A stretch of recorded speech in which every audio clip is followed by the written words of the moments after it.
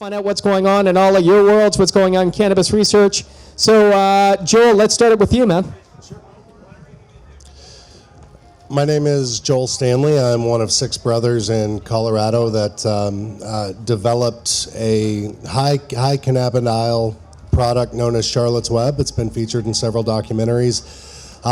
It's been found to be very effective, specifically for many clients or patients with severe intractable epilepsy. And I think our work there is where we're most notable. It's an honor to be in the industry, honor to be here. Thank Hempfest for having us today, and I'm excited to see what comes of this conversation. Thank you so much. Great to have you here, Joel. Dr. David Bearman's been doing this a long time. David, do you want to tell us a bit about yourself, what you're working on right now? Yeah, about 2 weeks ago, I just came out with my new book, Drugs Are Not the Devil's Tool, how greed and discrimination led to a dysfunctional drug policy and how to fix it. And obviously the people here are the people that are very much involved in fixing it. This has been a really exciting year for me. I've been to Australia twice. They're going to beat us in terms of having national legalization of medical cannabis. The Prime Minister of the country is in favor of that. There's a physician who is a senator in the federal government. He's the head of the Green Party. He's written the legislation. He has co-sponsors from the 2 major political parties in Australia. This is a worldwide phenomenon. I think the one thing that we need to be careful about is not to not handle our success right. The prohibitionists still are spouting their lies. What we need to do is to do the kind of research that Dr. Sisley and that Mr. Lucas is doing, and that's pretty much what I'm involved with. The last thing I wanted to mention is I'm the Executive Vice President of the American Academy of Cannabinoid Medicine, and what we want to do is to marginalize those physicians that are practicing minimalist medicine when it comes to making recommendations for the medicinal use of cannabis. If people want to use recreational cannabis, that's all well and good.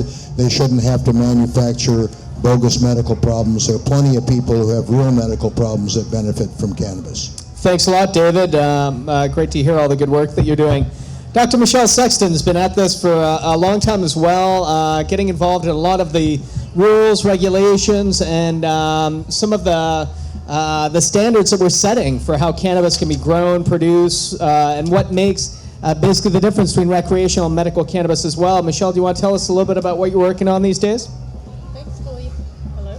Yeah, be sure and speak close to the mic if you would, folks. Do you have to turn it on? Hello? Okay. Is this one on? I'm Michelle Sexton, and I'm a naturopathic doctor. I studied here in Seattle at Bastyr University. And then I did a postdoctoral fellowship in the pharmacology of cannabinoids at the University of Washington. And as I came out of that, naturopaths had just been enabled to write recommendations here in Washington. And so my clinical practice became somewhat specialized. And I was also doing analysis of cannabis because I was very curious about what people were using medically and what the constituents were. So I've had a really unique and fun time putting all these pieces together about how the medicine works, what it's composed of, and how patients interact with the medicine. So a bit of also clinical research, and continue to just be amazed and honored to see people's lives changed by cannabis. Thank you very much, Michelle. We'll look forward to benefiting from your knowledge and experience on this panel as well. Our next speaker is Dr. Jake Filiz. Jake's been at this for some time now, has been really groundbreaking, both in terms of looking at therapeutic applications, but also as an advocate as well. So do you want to tell us a little bit what you're working on? Yes, thank you all for coming. It's great to have so much interest in this topic medically. One of my main areas of interest with cannabis is cannabis topicals. Lotions, skins, and oils that are lotions, creams, and oils that are applied to the skin. I'm also very interested in synergistic aspects of botanical medicine, how certain chemicals in cannabis can work together to make the medicine more powerful, as well as synergy between other plants that are non-cannabis related plants and how those might affect and benefit patients. And I think also another area that I find fascinating and look forward to future research on are cannabis's positive interactions with pharmaceutical medications. For example, in the case of opiate-based pain medications, cannabis can help reduce opiate tolerance while at the same time making them work better, so it doesn't necessarily have to be an either-or.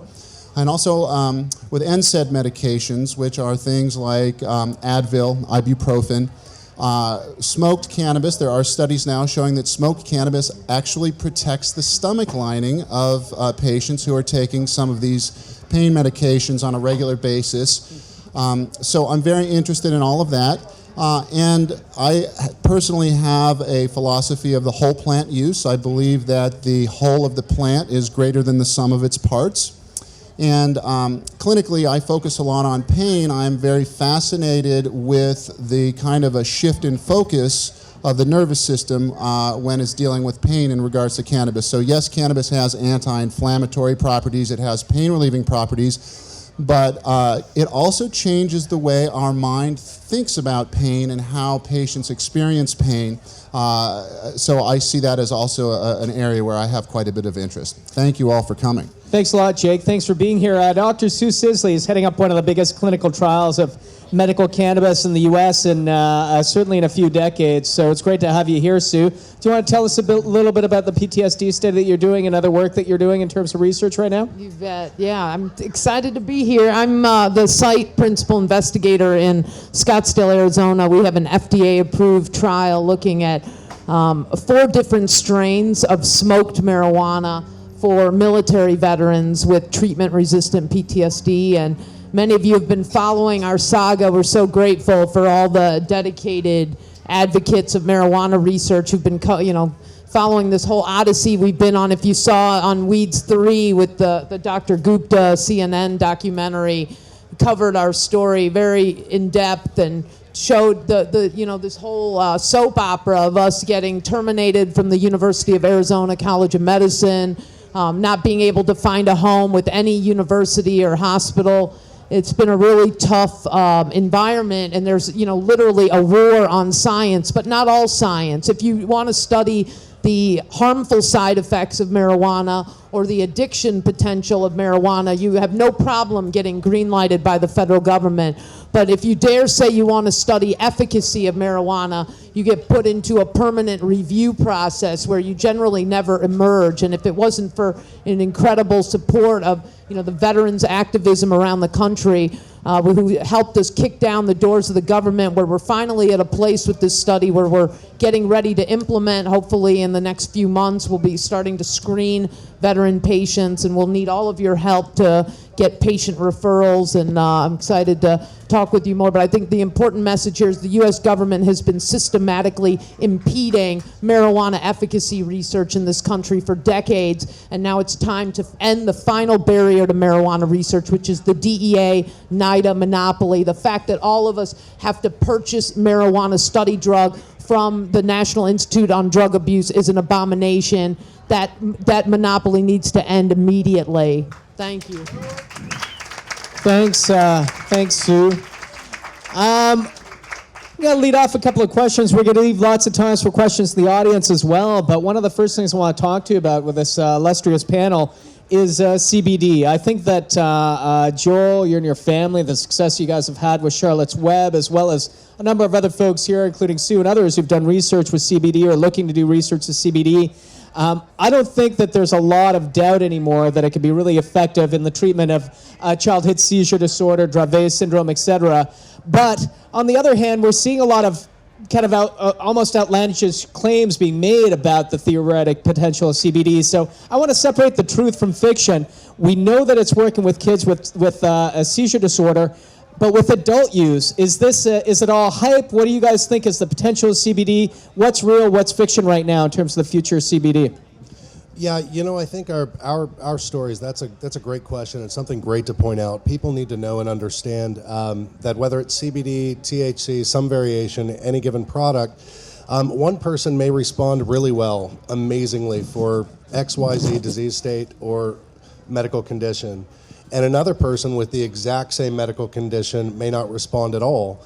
And we've seen both cases, certainly. While we've seen great success in many people with CBD, both pediatric and adults, for epilepsy, multiple sclerosis, even Parkinson's, any type of real neurological disorder, we're starting to collect data that suggests that it's very efficacious, but it isn't every time. And so, I mean, one of the disservices that has been done to us, our potential patients and clients and the entire industry, is that the media has highlighted those success stories only oftentimes.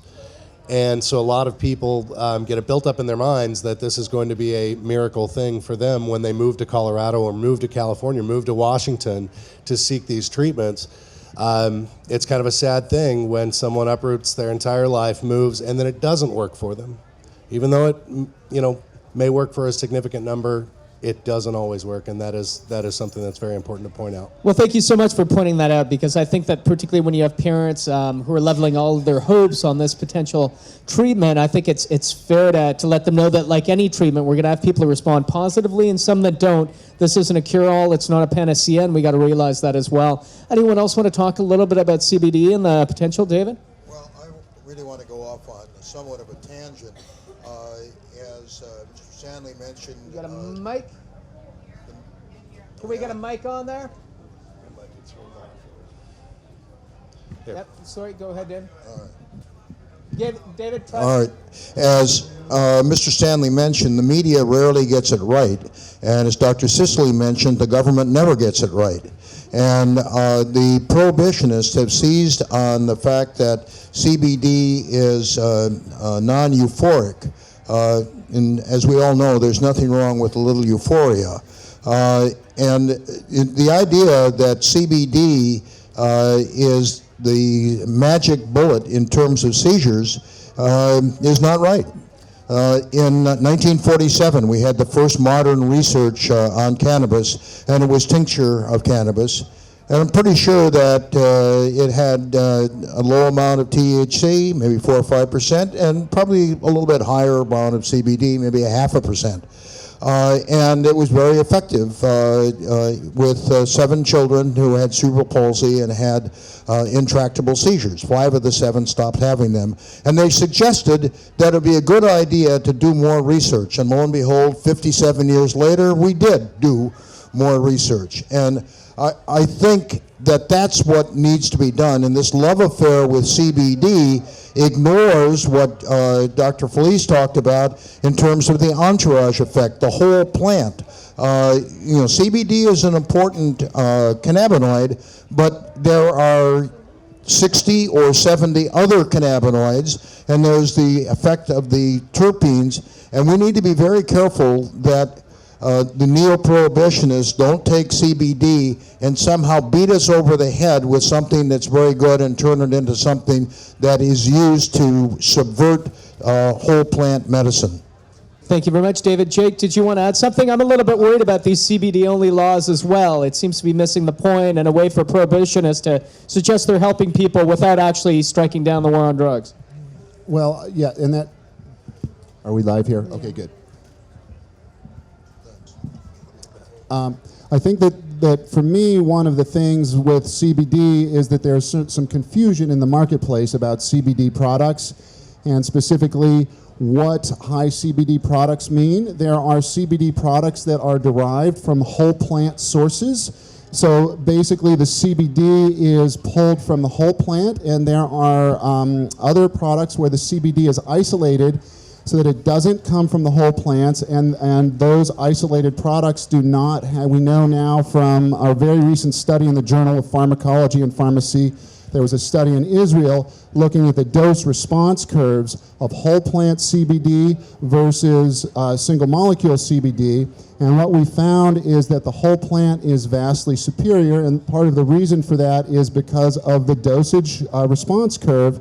And it is very difficult to titrate and get the dose of single molecule CBD to be in an effective range. We have a much better effect when we use whole plant.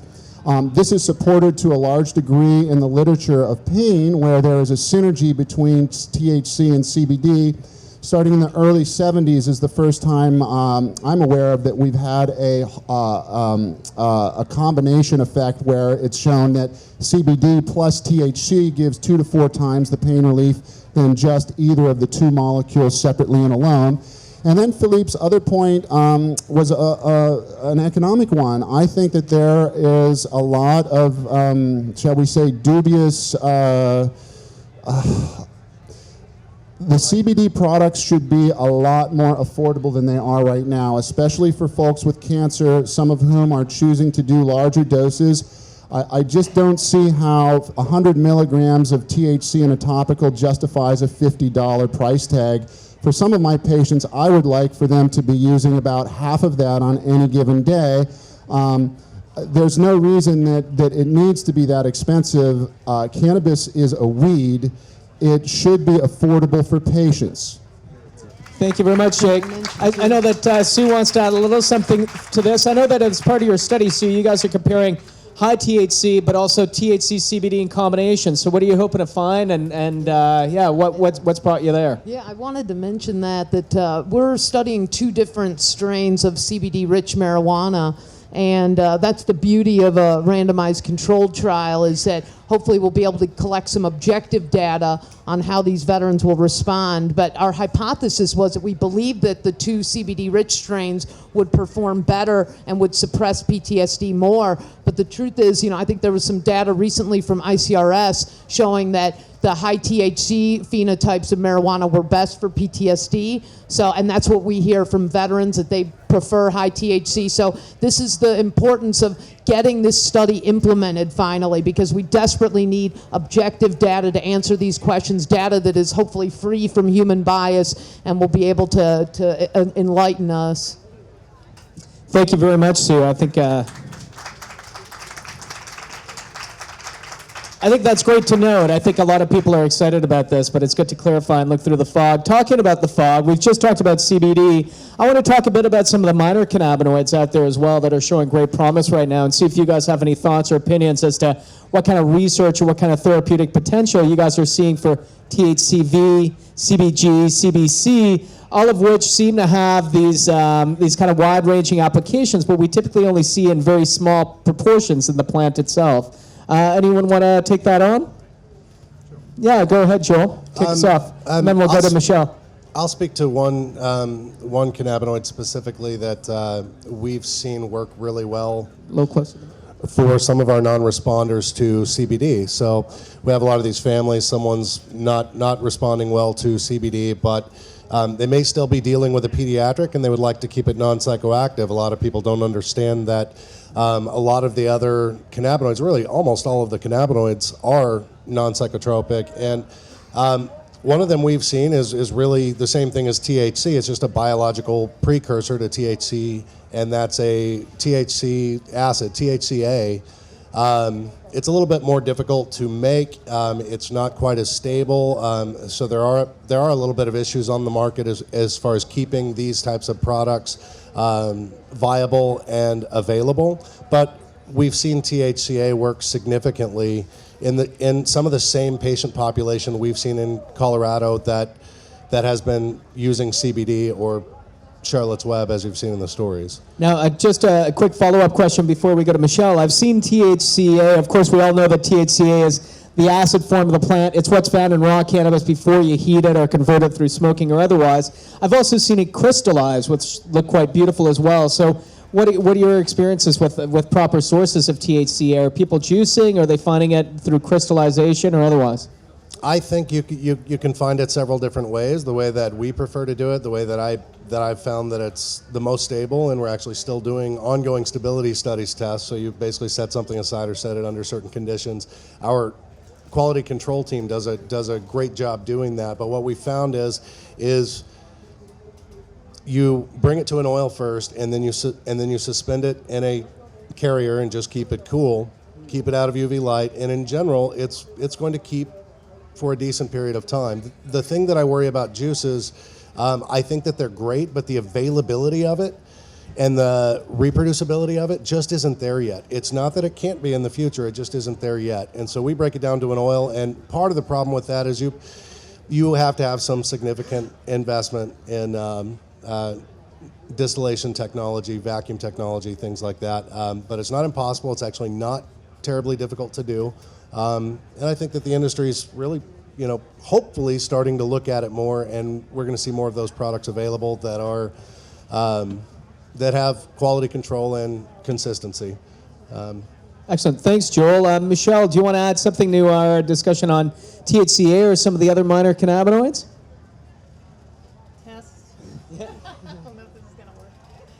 Guys, Mike? Test. There you go.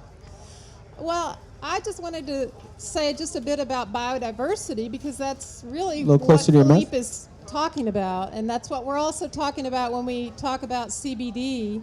And so there's a little bit of research from pharmacology, animal models on other isolated cannabinoids. They're a big class, but what ends up at the end of the plant life is a relatively small number typically.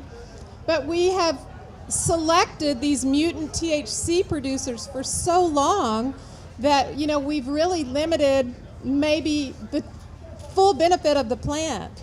And this is what may be happening. There's something that's going on right now at the federal level called the CARES Act. I don't know if any of you have heard of it. And it may represent a move toward, things changing, but again, it's going to select for only these high CBD producing plants. And I was asking Joel earlier if he knew, if you may see a website saying, oh, here's why the CARES Act is so great. But if you go read the actual CARES Act, in the end, it's going to create another government monopoly on growing. They're talking about allowing 6 licenses. And we already know that in the Federal Register about a year ago, they issued a notice for license to grow. I think what they wanted to do was start growing the CBD-rich plant varieties, but it's all bogus because they just give that license back to the University of Mississippi. And so this is one way that research is being stifled.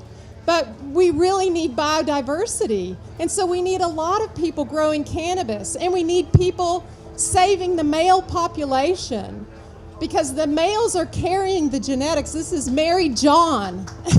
And so we can't forget about the guys. We need these guys, because right now we're stuck with the genetics we've got when we're just cloning mother after mother after mother. We need seed. And so, to bring all the cannabinoids back and to have the potential of the whole plant again as it existed in nature as a food for our ancestors, we need people, normal, common backyard growers growing and breeding males and females together. Sounds pretty revolutionary to me. I don't know, Michelle.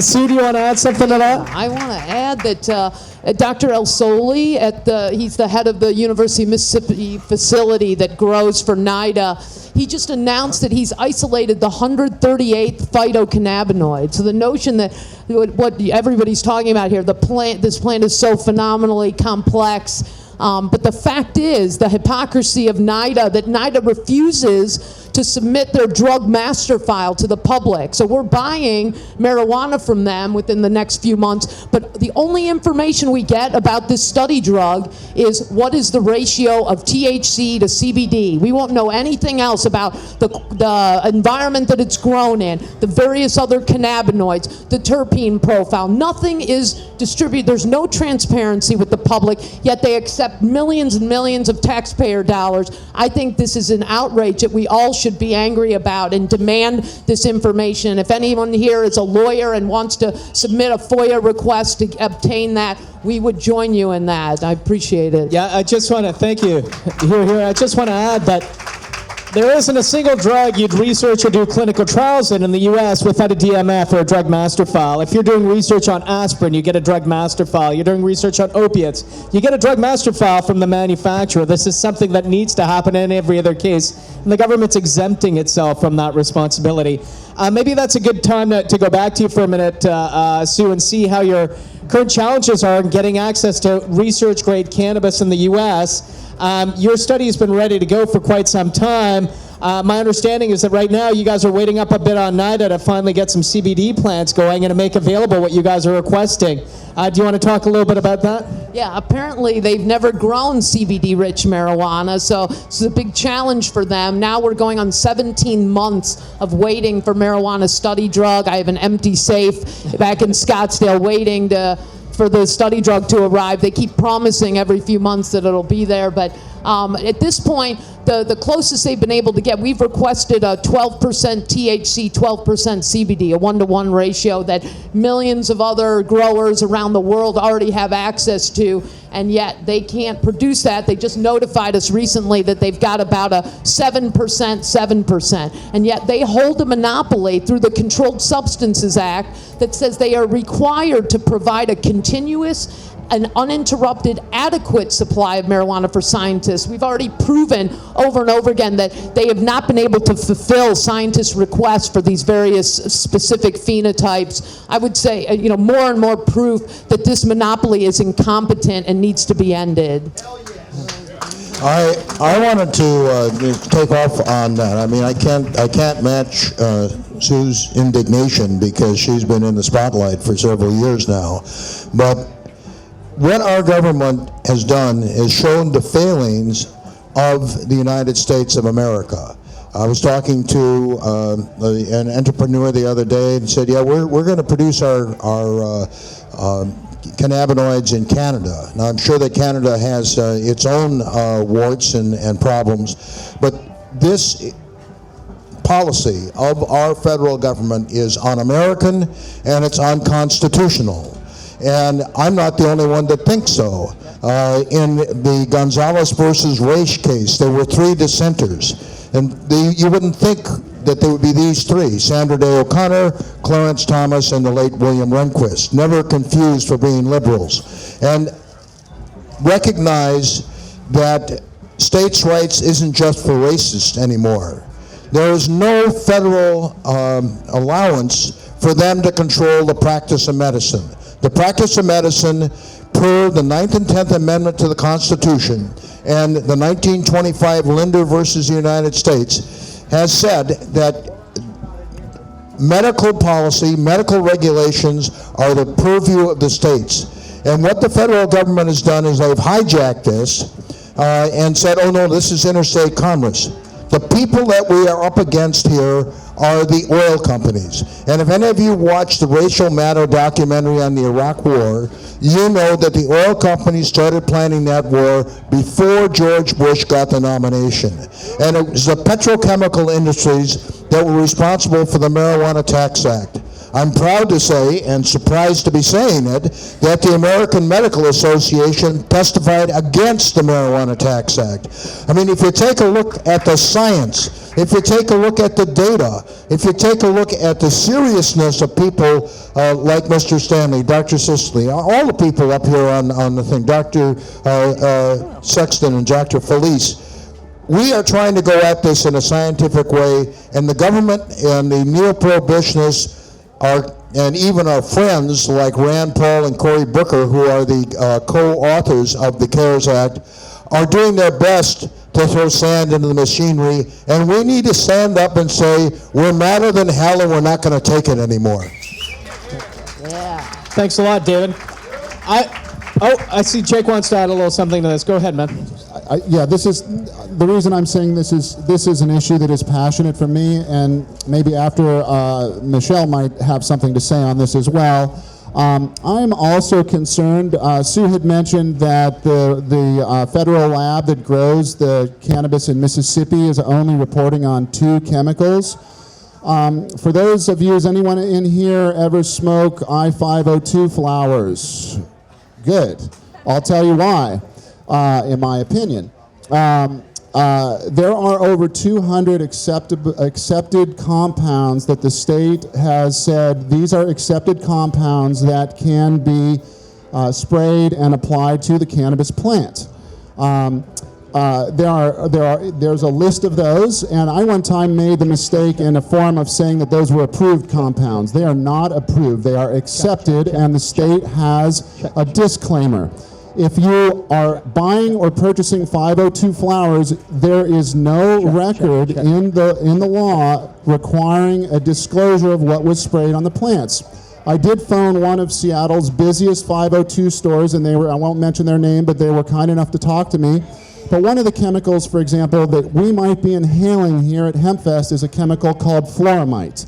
Fluoramite is an industrial agricultural chemical. It is made for greenhouses, not for residential use and not for personal use. If you pull up the EPA data sheet on it, it says that cancer studies are not required because it is a non-food pesticide. These are going into brownies and they're going into our lungs. Fluoramite, look it up. Also, the EPA is saying that there are no dietary or residential uses. These things aren't even supposed to be sprayed near homes, okay, and we're breathing them into our lungs. No dietary or residential uses, and therefore no studies are required for this. I believe that there might be some violation of the Consumer Protection Act here in the state of Washington. If you're an attorney, that is not my field, but we have a pretty strong law as far as that goes. And I think that anybody making the claims of safety in marijuana for recreational stores, I believe those claims are dubious and not supported by science because nobody knows what is being sprayed on those. Nobody can tell you what is in those plants. And these are also being used for medicine. Anyway, I'm very passionate about this, obviously. Thanks for listening. Understandably. Thanks a lot, Jake. Before I turn it over to the audience, because I want to make sure they get access to this amazing panel and the wisdom that's up here, one last question. We've talked about cannabinoids. I wanted to see if anyone had anything to say about the other chemical constituents in the cannabis plant. I don't know what you guys know about terpenes, but terpenes are what give cannabis its smell and its taste, but they have therapeutic applications in and of themselves. And I think a lot more and more research is suggesting that's the real difference between one strain and the next. Because if you look at THC, CBD ratios in most commercially available strains, they're almost identical from one to the next. So yeah, Michelle, do you want to start us out on terpenes? Thanks, Philippe. What I wanted to say about terpenes, we just had an event, Could you pull the mic just a little closer to your the mouth? Center for the Study of Cannabis and Social Policy, Yeah. where I'm the executive medical director. We just had our first successful fundraiser, which was called the Terpestival. And thanks to the community for supporting us. We just got our tax-exempt status, and we'll keep doing research and educational events. I also own an analytical facility, and we did a poster. I'm actually going to be presenting this internationally. And the interesting thing is that if you take the whole plant, as you pick it in the field and it's raw, you know, it's rich with a big number of these terpene compounds. The small ones that you smell easily fly off very easily, and they're lost over time. And they're also often being lost in extraction processes because any kind of heat, so if you make your own at home and you extract it into ethanol and you warm that at all, even if you don't warm it and the alcohol evaporates, you're losing the monoterpenes. So if you like sour diesel, and that's a strain variety you like to smoke, and if you think that you're going to buy it in a cartridge and inhale it as a vapor and you're going to get the same thing, it's not the same thing anymore. Unless you, again, see this list and can see that the ratio of these terpenoids didn't change. So there's really great medical benefit. My favorite terpenoid is pinene. It has the ability to inhibit an enzyme called acetylcholine esterase. And acetylcholine's a marvelous neurotransmitter, and if you experience it, you'll know. So For instance, pinene is easily lost, and so I think these some of the strains that might be beneficial, for example, for the kids with pediatric epilepsy, the cognitive lift they could get from pinene, they're not getting because they're getting in an extract that's often been heated and has lost the pinene. So that's just one example. Thanks a lot, Michelle. I'd like to. Joel's got something to add too. Yeah, you know, on the issue of whole plant botanical, that's one of the words that was thrown out. Botanical. Depending on who you speak with, some people view that word or whole plant or plant-based medicine as voodoo.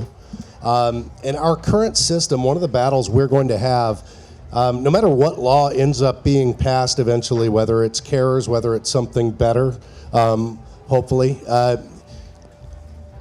we have a system that if something works, we automatically assume it's a drug. At one point in time, pharmaceutical companies fought for even vitamin C.